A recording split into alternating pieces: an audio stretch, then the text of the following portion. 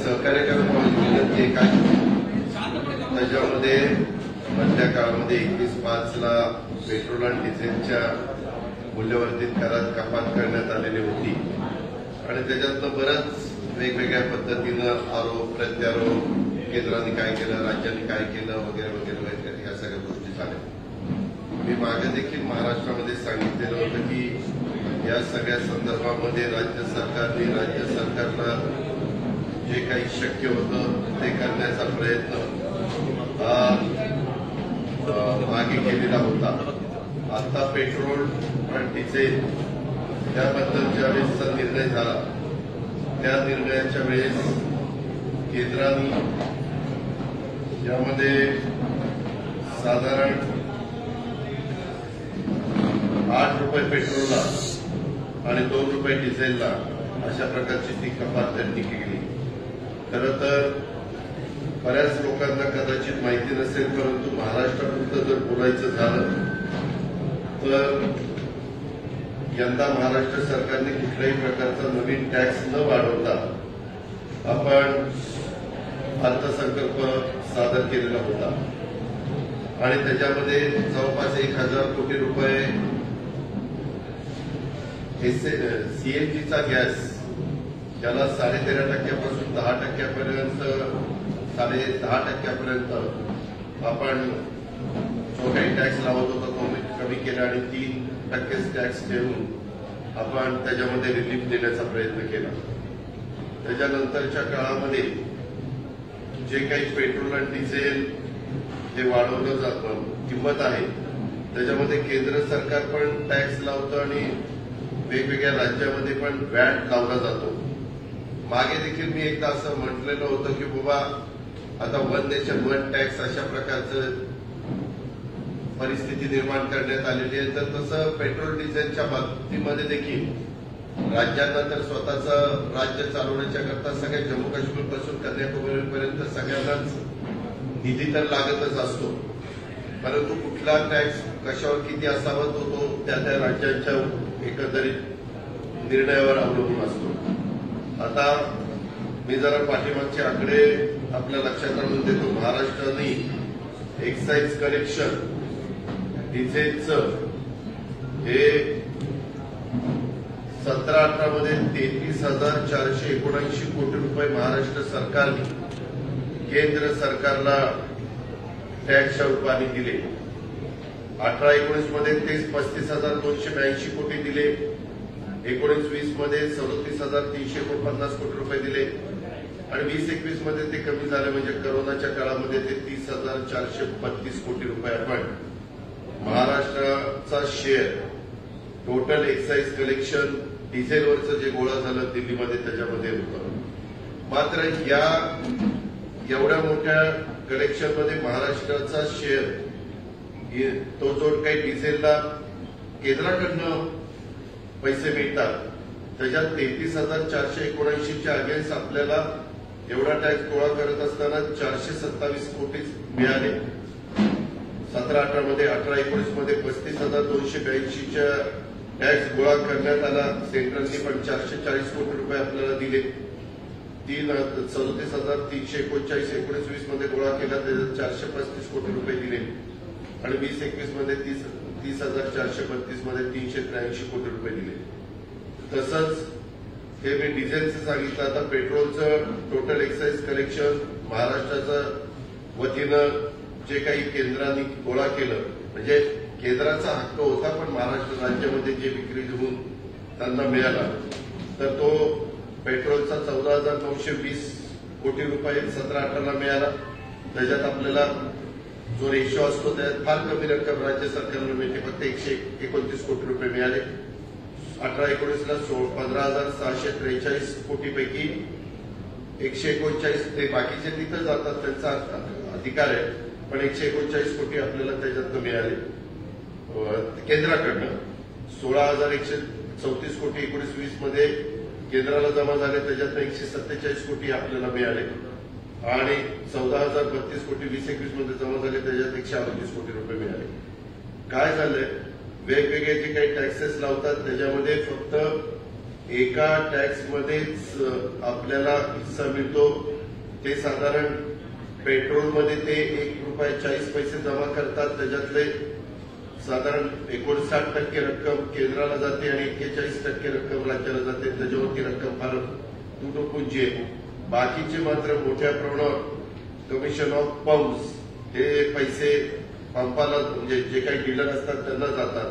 Government of इंडियाची excise duty plus cess हाही रक्कम सगळी त्यांना जाते. मात्र इथं आपण व्हॅट पण लावत असतो. आम्ही आता व्हॅटच्या बाबतीमध्ये निर्णय घेत असताना त्याच्यात आम्ही हिशोब काढला तर जो काही रक्कम आम्ही कमी केली त्याच्यात 2400 कोटी रुपये राज्य सरकारला मूल्यवर्धित कपातीमुळे राज्याच्या तिजोरीवर तेवढा परिणाम झालेला आहे. म्हणजे 1100 कोटी रुपये सीएनजी मधनं आम्ही जबाबदारी उचलली आणि इथं 2400 म्हणजे 3500 कोटी. परंतु तरी पण भाजपचे नेते म्हणतात की बाबा ह्याच्यात अजून कपात केली पाहिजे. राज्य सरकारला जेवढं शक्य होतं तेवढं करण्याचा प्रयत्न राज्य सरकारने केलाय. केंद्र सरकारला अनेक वेगवेगळ्या माध्यमातून टॅक्सेस मिळतात आणि तुम्ही पाहिलंय की अलीकडे गॅसच्या पण किमती सातत्याने वाढतात. मोठ्या प्रमाणावर किमती वाढून नंतर ते कमी करणं खरं माझ्याकडे ती पण तुम्हाला सांगायला सगळी माहिती आहे. परंतु वेळ बराच जाईल की 2014 सालामध्ये सेंट्रल ड्युटीज किती होती तर 2014 सालामध्ये सेंट्रल ड्युटी पेट्रोलला ₹9.48 होती, डिझेलला ₹3.56 होती. 2015ला तीच ₹15.40 पेट्रोल आणि डिझेलला ₹8.20 झाली. म्हणजे 14 ते 2022 ह्याच्यामध्ये 14ला पेट्रोलचं सांगतो आधी 14ला ₹2048 2014ला ₹9.48 पेट्रोलवर होती, डिझेलवर ₹3.56 होती. 15ला 15.40 केली आणि 8.20 डिझेलला केली. 16ला ₹19.73 सेंट्रल ड्युटीज लागली आणि डिझेलला ₹13.83. 2017ला ₹19.48 petrol, diesel ₹15.33. 2020ला ₹19.98 petrol, central duties आणि डिझेलला ₹15.83. 20ला ₹32.98 पेट्रोलला ड्युटी आणि डिझेलला ₹31.83. 21 मध्ये ₹27.90 आणि ₹21.80 आणि आता ₹19.90 आणि ₹15.80 अशा पद्धतीनं सेंट्रल ड्युटीज ही पेट्रोल डिझेलवर त्या ठिकाणी करण्यात आलेली आहे. तसंच बेसिस एक्साईजच्या पण बाबतीमध्ये ज्याच्यातून बऱ्यापैकी सगळ्या राज्यांना पैसे द्यायचे 2017 मध्ये ₹8.48 पेट्रोलला ड्युटी होती, डिझेलला 10.33. 17ला त्याच्यानंतर ₹4.48 18ला झाली, ₹6.33 डिझेलला झाली. 18ला पुन्हा नंतर त्यांनी 2.98 केली पेट्रोलला आणि डिझेलला 4.83 केली आणि आता 2022 मध्ये ₹1.40 पेट्रोलला आणि ₹1.80 डिझेलला केली. हे बेसिक एक्साईज ड्युटी हे देण्याचं काम लावण्याचं काम केंद्र सरकारने त्या बाबतीमध्ये केलेलं आहे. अशा पद्धतीनं साधारण पेट्रोल डिझेलच्या बद्दलचे दर हे महाराष्ट्रातले आपल्या सगळ्यांच्या लक्षामध्ये येतील. पण आमचा पण टॅक्स आहे, मी नाही म्हणत नाही, तो पण आम्ही लावलेला आहे आणि आम्हाला जेवढं शक्य होतं तेवढं ते कमी केलं. पण पुन्हा पुन्हा त्यांच्या मागण्या येतात की तुम्ही अजून कमी केलं पाहिजे. त्याबद्दल आम्ही विचार करतोय. कारण अर्थसंकल्पामध्ये साधारण आपलं बजेट सादर करत असतं, अर्थसंकल्प सादर करत असताना आपली येणारे टॅक्स रूपाने किती रक्कम येणार आहे आणि खर्च कसा कसा करायचा असं ज्यावेळेस आम्ही गणित मांडतो त्यावेळेस यावर कुठलाही विपरीत परिणाम होऊ नये याबद्दलची पण काळजी ही प्रत्येक राज्य सरकारला घ्यावी लागते. तशा पद्धतीनं राज्य सरकार महाराष्ट्राचं पण त्यामध्ये काळजी घेते. आता वेगवेगळ्या पद्धतीनं गोष्टी चाललेल्या आहेत. सध्या राज्यसभेची निवडणुकीची धामधूम चालू आहे. काँग्रेस 1 जागा लढवते, शिवसेना 2 जागा लढवते, राष्ट्रवादी 1 जागा लढवते.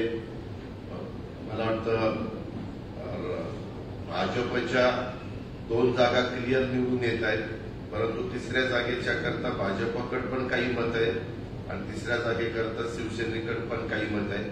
मागच्या वेळेस शिवसेनेने पवार साहेबांनी विनंती केल्यानंतर आमच्याकडे कमी मतं असताना शिवसेनेकडे जास्त मतं होती. त्यावेळेस दोघांची मतं आणि काही थोडीशी काँग्रेसची मतं एकत्र करूनच ती जागा निघू शकते.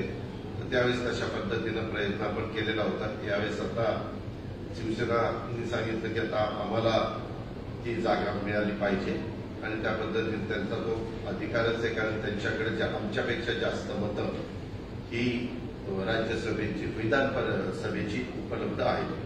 तर आता लवकरच प्रत्येकाचे उमेदवार जाहीर करायला सुरुवात होईल आणि अंतिम चित्र स्पष्ट होईल. पण माझा स्वतःचा अंदाज आहे की निवडणूक बिनविरोध होणार नाही. निवडणूक होईल, कारण झालं काय, जे पक्षाचे अधिकृत मतदार असतात त्यांना दाखवून मतदान करावं लागतं.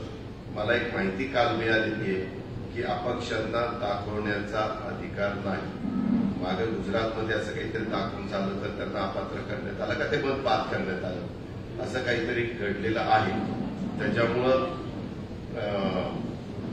जर अपक्षांनी पण ज्या पक्षाचे सहयोगी असतील त्यांना दाखवण्याचं काम केलं असतं तर मग कदाचित विनोद झाले असतील.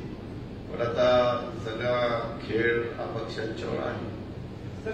समाजवादी वादे के विषय में शिवसेना ने कहा कि आप दूसरे में साम्यवादी का हम समर्थन करेंगे और बीजेपी कह रही है कि शरद पवार ने उसको ट्रैप लगाया. मला ते पहिल्यांदा मराठीचं मला असं वाटतं की त्याच्या संदर्भामध्ये वेगवेगळ्या प्रकारच्या बातम्या येतात. आता संभाजीराजे हे पवार साहेबांशी पण बोलले, संभाजीराजे हे उद्धव ठाकरे साहेबांशी पण बोलले, अनेक मान्यवरांची ते देवेंद्र फडणवीसांशी पण बोललेल्या बातम्या प्रसिद्ध झालेल्या होत्या. त्यावेळी सगळे नेत्यांच्याबरोबर त्यांची काय चर्चा झाली मला काही कळायला मार्ग नाही, पण या सगळ्यांची त्यांनी चर्चा केलेली आहे असं कामावर आहे. पण ते सतत म्हणतात की महाविकास आघाडीने आमच्या पाठिंब्याला विश्वासघात केला हा आरोप करण्यात येतो की पहिला तयारी दाखवली आणि आता कुणी तयारी दाखवली? शिवसेनेबरोबर चर्चा झाली आणि का शिवसेनेच्या बरोबर आपण सगळ्यांनी बघितलंय. पहिल्यापासून शिवसेना म्हणते की आम्ही आमच्या पक्षाचं तिकीट घेतलं तर आम्ही पुरस्कृत करायला तयार आहे का उमेदवारी द्यायला तयार आहे, अशा पद्धतीची भूमिका घेतलेली आपण सगळ्यांनी मीडियामध्ये पाहिलेली ऐकलेली आणि त्यांच्याही प्रवक्त्यांनी त्याच्याबद्दलचा सूतोवाच केलेला आहे. आता प्रत्येकाचा तो अधिकार आहे कुणी काय करावं. त्याच्यात आमच्याकडे तर मतं जास्त नसल्यावर मागच्या वेळेस आमचा उमेदवार फौजियाताई यांना निवडून आणण्याच्या करता शिवसेनेने मदत केलेली होती. यावेळेस आम्हाला त्यावेळेस शब्द दिलेला आहे की पुढच्या वेळेस आम्ही तुम्ही जो उमेदवार द्याल तो उमेदवार निवडून आणण्याच्या करता आम्ही आमची मतं देऊ. माझ्या माहितीप्रमाणे त्या दिवशी 12 वाजेपर्यंत त्यांना विनंती पण केलेली होती की आपण वर्षावर या आणि चर्चा करा, परंतु काही नंतर दोघांची चर्चा झालेली दिसत नाही. दादा शरद पवारांचा देखील एक नांदेडमधला व्हिडिओ होता, तो व्हायरल त्यांच्याकडून खास करण्यात आला. संभाजीराजेच्या कार्यकर्त्यांकडून कशा पद्धतीने संभाजीराजेच्या कार्यकर्त्यांकडून एक व्हिडिओ काय व्हिडिओ आहे? पाठिंबा दिला, राष्ट्रवादीने पाठिंबा दिला, आम्ही आमची मतं जो असा तो व्हिडिओ आहे पवारांचा आता त्यांनी व्हायरल केला. मला पवार साहेब हे आमचे सर्वोच्च नेते साहेब, मी मागे तुम्हाला प्रेसमध्ये सांगितलेलं होतं की 1 जागा राष्ट्रवादी, 1 काँग्रेस, 1 शिवसेना, आमची मतं आम्ही शिवसेनेला देणार आहोत आणि बीजेपीकडे 2 जागा आरामात निवडून जातील अशी मतं आहेत. 42चा कोटा आहे, 42 × 84 त्यांचे 106 आहेत आणि त्यांनी पण अपक्ष निवडून आले. उदाहरणार्थ रवी राणा, बालदी किंवा राजा राऊत वगैरे अशा पद्धतीनं जे आमदार आहेत ते त्यांच्या विचाराचे आहेत. त्यांच्याकडं बघितलं तर 42 × 84 ते 16 आणि ते वरचे 6, 22 आणि हे काही असे त्यांच्याकडे पण 27-28 मतं आत्ताच्या घडीला आहे.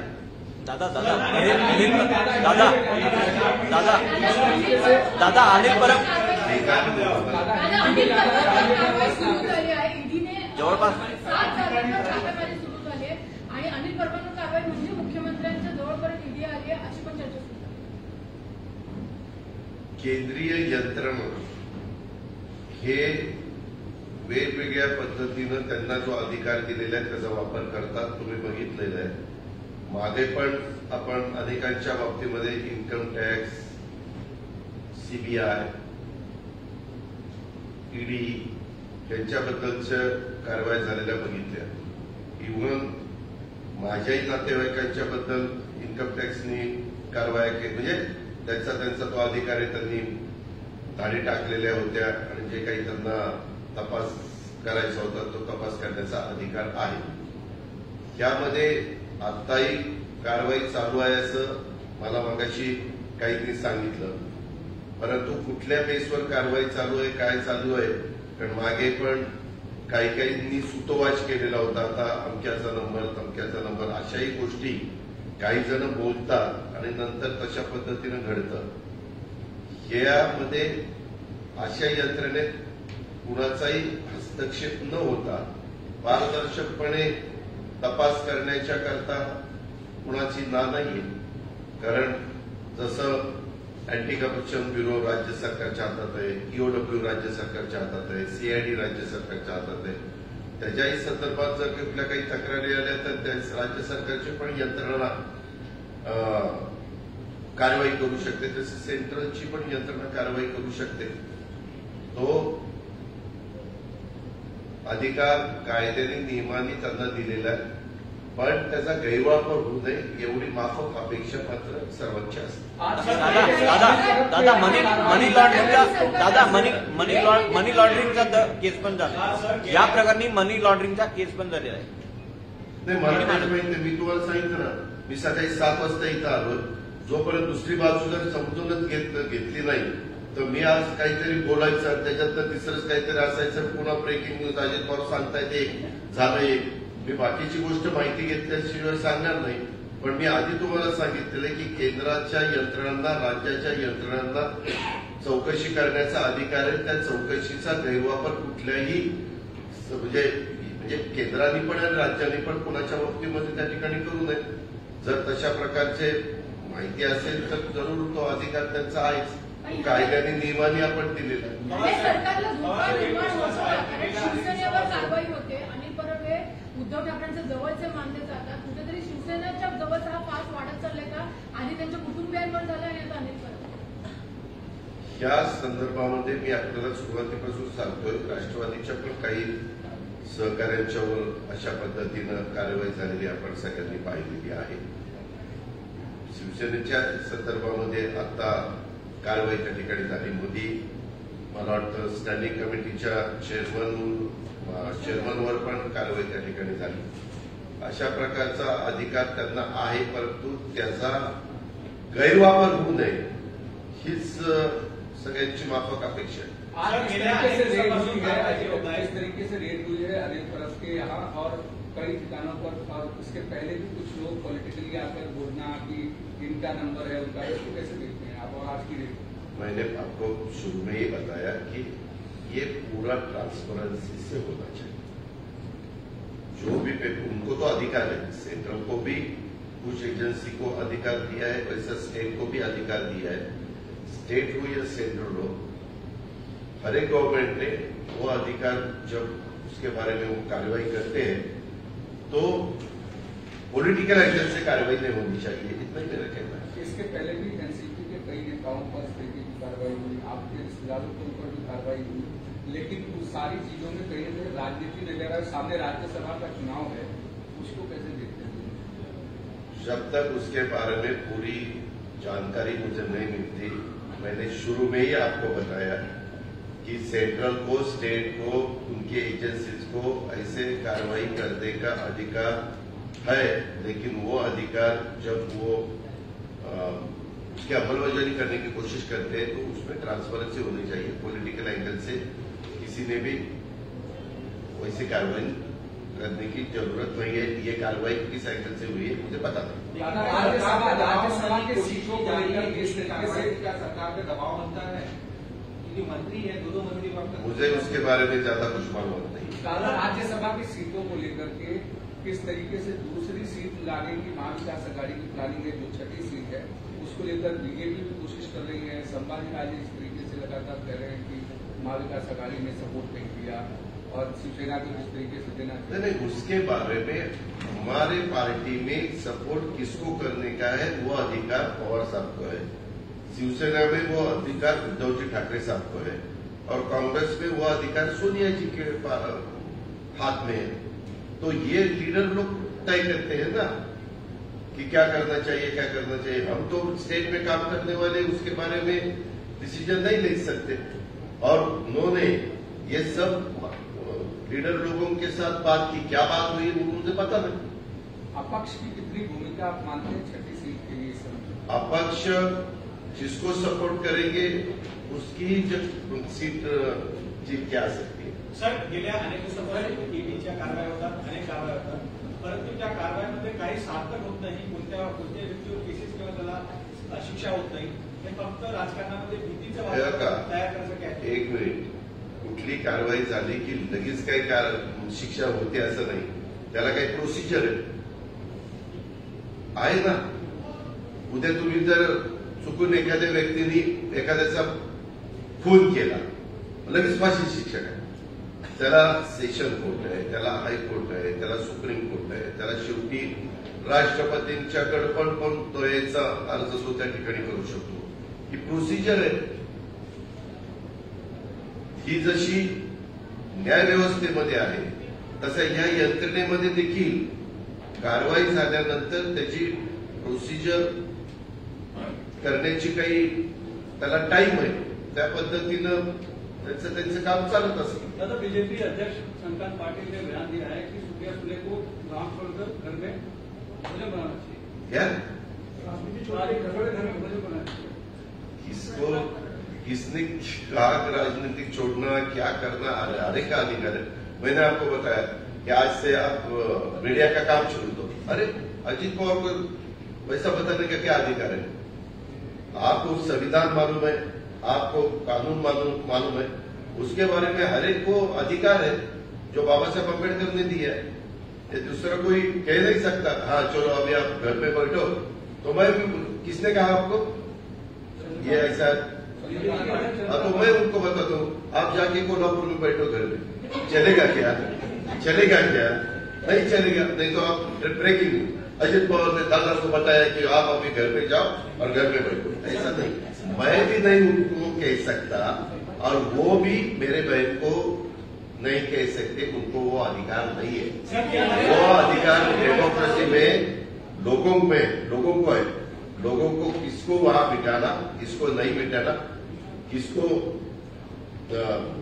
किसका पराजय करने का, किसका जय करने का है, वो तो मतदार का अधिकार है, वोटर का अधिकार है। महिलाओं का अपमान नहीं है, जो महिलाएं काम कर रही है उस स्तर पर पहुंच गई है, कंधे से कंधा लगा के।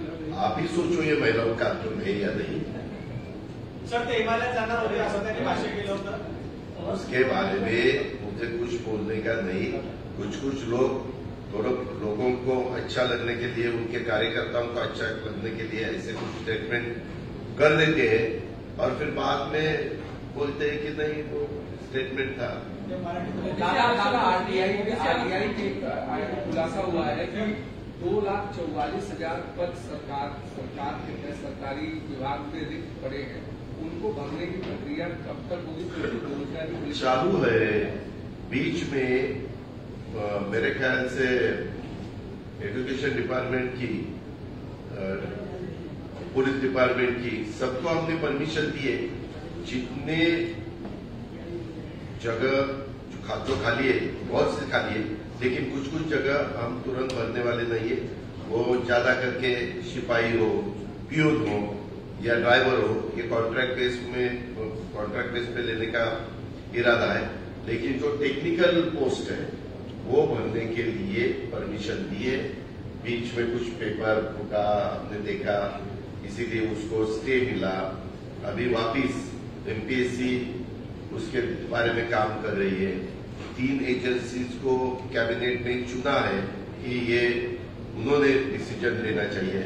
मेरे ख्याल एमकेसीएल है, टाटा की कुछ कंपनी, टाटा TCS। हाँ, वो एक कंपनी है और एक कंपनी है ये जो स्टैंडर्ड कंपनी है उनके तरफ से ये, और हमारी गवर्नमेंट ऑफ महाराष्ट्र की एमपीज। पेट्रोल डीजल को लेकर अभी भी लोगों में असमंजस है। कहा जा रहा है कि राज्य सरकार पे 2200 करोड़ का बोझा बढ़ रहा है। मुझे भी कहना है कि कोई भी ऐसे कर्ज अब तक माफ नहीं किया है, किसी तरह कोई याद नहीं करा, क्या है? अरे तुरंत डिपार्टमेंट ने मेरे ही डिपार्टमेंट फाइनेंस ने निकाला था ना, वो स्टेटमेंट निकाला था, मेरे पास है और मैंने खुद मीडिया में देखा है वो स्टेटमेंट। कितना बोझा पड़ रहा था? मैंने बताया ना, petrol, diesel, gas, CNG gas सबका मिलके 3,500 करोड़ रुपए का बोझा है। किसका देखते हैं? जिस तरह से उन्होंने कहा कि गलत ज्ञान करा चीजें सरकार सामने रख दी, घर घर जाके बताएंगे कि उन्होंने पेट्रोल और डीजल में कमी नहीं की है। इस तरह से बीजेपी का आरोप है देश में। अरे उनका आरोप जो है सो है, मुझे उसमें कुछ लेना देना नहीं है। मैंने आपको बताया कि हमने इतना पैसा कम किया है, कि हमने आपको क्लियर बताया है और उसके बारे में स्टेटमेंट भी निकाला है।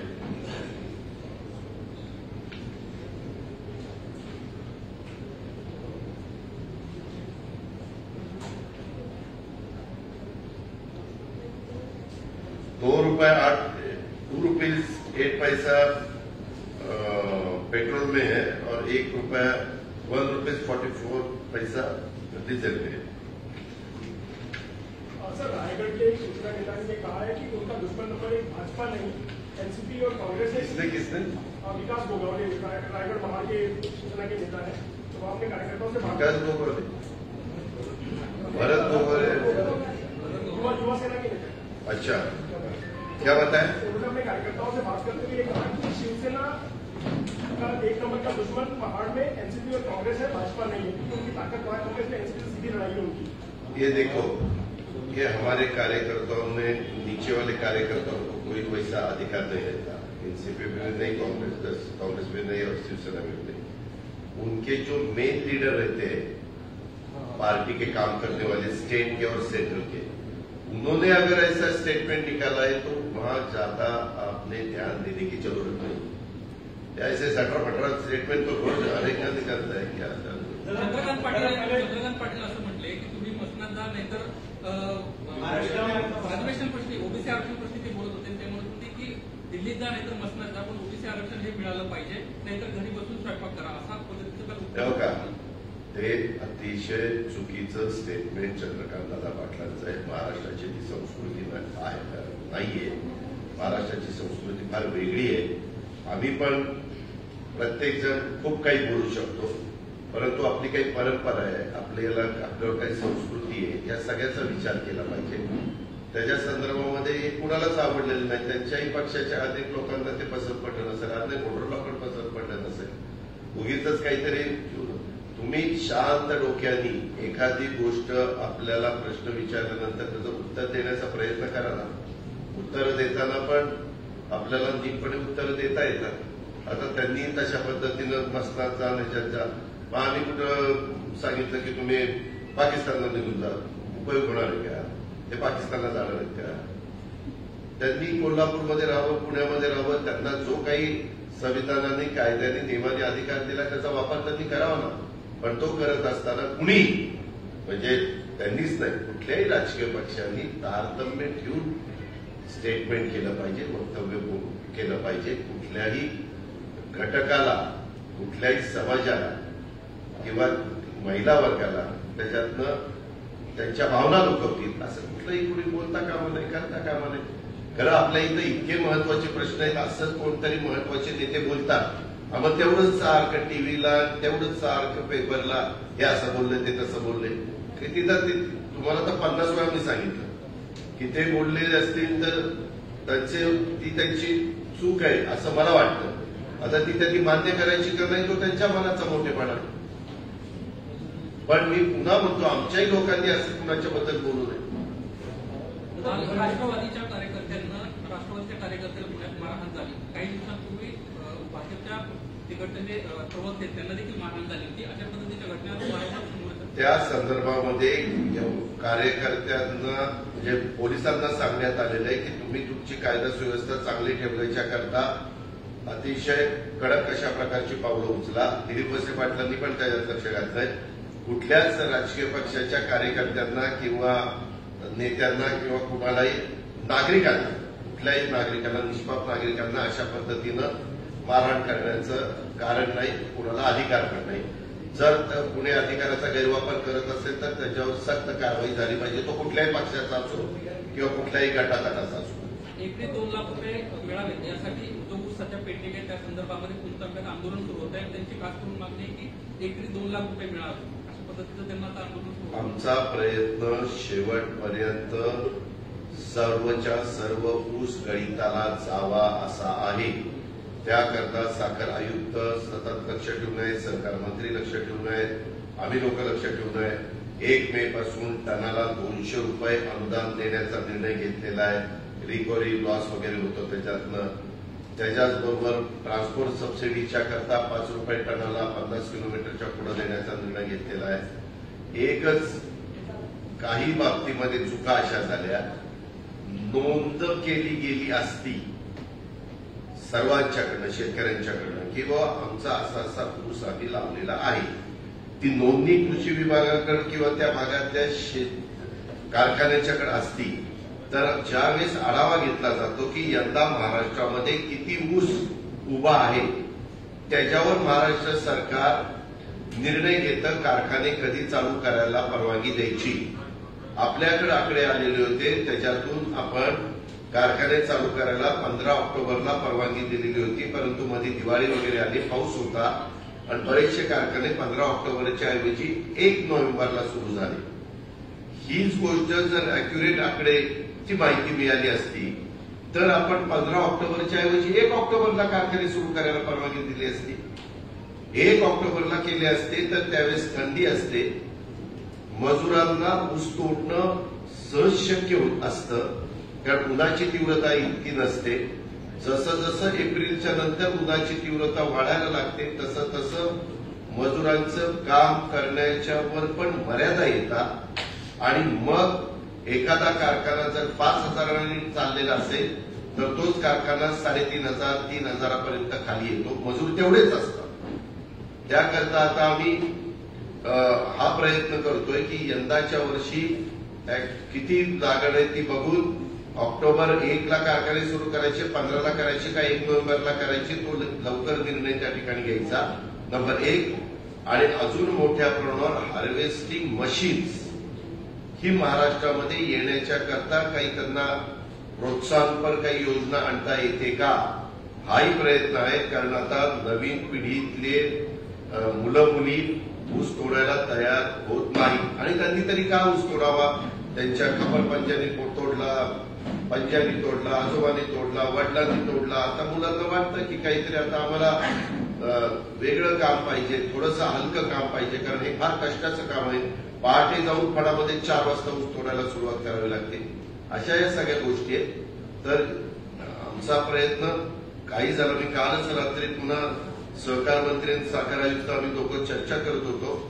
त्याच्यात आत्ता ऊस आपल्याकडे बीड जिल्ह्यामध्ये, नांदेड जिल्ह्यामध्ये, लातूर जिल्ह्यामध्ये आणि जालना जिल्ह्यामध्ये या 4 आणि साताऱ्यामध्ये अजिंक्यतारा सहकारी साखर कारखान्याच्या कार्यक्षेत्रामध्ये तिथं आहे. आम्ही त्यांना सतत सांगतो की आम्ही तुम्हाला मदत करतोय. संपूर्ण ऊस गळिताला जाईपर्यंत कृपा करून कारखाने बंद करू नका अशा पद्धतीनं आदेश राज्य सरकारने काढलेले आहेत. मुंबई से सटे भिवंडी के किसान लगभग 25 से 30 हजार बता रहे हैं 16,000 हेक्टेयर में धान की खेती लगाते हैं. कहा भिवंडी तालुका में 16,000 हेक्टेयर में धान की खेती लगाते हैं. उनका कहना है कि इस बार हम धान की खेती नहीं लगाएंगे क्योंकि राज्य सरकार 700 रुपये प्रति क्विंटल जो बोनस देती थी इस बार उसमें नहीं देने का फैसला किया. आपको किसने बताया नहीं देने का फैसला किया? किसानों ने वहाँ पे धान की खेती नहीं लगा रहे, उन्होंने आगे ये देखो उसका जो दाम तय हो जाता है वो सेंट्रल गवर्नमेंट करती है, बराबर है. हमेशा कोई भी गवर्नमेंट मदद नहीं करती. जब नुकसान हो जाता है उसमें यील्ड कम आता है कभी ज्यादा बारिश गिरती है, कभी निसर्ग चक्रवादळ हो या आदर्श चक्रवादळ या तोकते चक्रवादळ ऐसे कोई घटना घड़ी तो उसके बारे में डिसीजन ले सकते हैं। अभी बीच में मैंने ही हाउस में बताया था कि बोनस के बजाय ये फार्मर्स के 7/12 के ऊपर धान का क्रॉप उन्होंने दिया है ऐसा रिकॉर्ड पे आएगा तो मदद करने के लिए तकलीफ नहीं होती।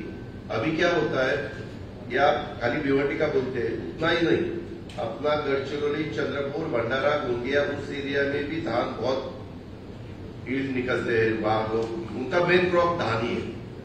तो उसके बाजू में छत्तीसगढ़ है, मध्य प्रदेश है, ये 2-3 स्टेट बाजू में है और अपने स्टेट के बॉर्डर और उनकी बॉर्डर एकदम नजदीक है। तो कभी कभी वहां का भी धान अपने गढ़चिरौली, चंद्रपुर, भंडारा, गोंदिया में आता है और वो बोलते हैं कि हमें भी बोनस दे दो। अपने फार्मर्स को बोनस देने के लिए सरकार ने तो 2 दफा डिसीजन लिया, इससे पहले की सरकार ने भी लिया था बीजेपी के, लेकिन उन्होंने इतना बोनस नहीं दिया था जितने महाविकास आघाड़ी गवर्नमेंट ने दिया था। लेकिन बाद में पता चला कि इसका गलत इस्तेमाल हो रहा है। इसमें बाहर के स्टेट के फार्मर्स भी खुद को बोनस देने के लिए दिखाते हैं कि हमने ये धान महाराष्ट्र में उगाया और महाराष्ट्र गवर्नमेंट ने अभी हमें बोनस देना चाहिए। इसीलिए दूसरा रास्ता हम ढूंढ रहे कि जो रास्ता महाराष्ट्र के फार्मर्स को ही उसका फायदा हो जाएगा ऐसा हम बंदोबस्त करें। दादा मोठे नेते काँग्रेस पक्ष सोडून काँग्रेस नेतृत्व तत्पूर्त वाटतं असं मला काही सांगायचं नाही। कोणी कुठल्या पक्षाला सोडावं, कोणी कुठल्या पक्षाला सोडावं ज्याचा त्याचा अधिकार आहे ते त्यांनाच विचारा। जे नेते सोडून चाललेत का सोडायला निघाला। दादा गोंदिया जिल्ह्यामध्ये काही तालुक्यांमध्ये शासकीय धान खरेदी केंद्र अजूनही बंद आहे, रबी फसल निघालेली आहे। तसं नाही आहे धानाच्या संदर्भात मला तर नाव द्या। सळगर्जुनी तालुका। मी आता तुमची नोंद घेतलेली आहे, तिथं गेल्यानंतर सांगतो कलेक्टरला की तिथं धान खरेदी करण्याच्या करता परवानगी द्यावं। राज्यभरातल्या 20,000 परिचारिका आज संपावर गेलेल्या आहेत। त्यांचं म्हणणं आहे की कंत्राटीकरण सध्या सुरू आहे, याला आमचा विरोध आहे। यामुळे आता वैद्यकीय सेवेवर परिणाम होण्याची शक्यता दिसते। परिणाम होणार नाही अशा प्रकारची काळजी घेऊ। धन्यवाद। थँक्यू।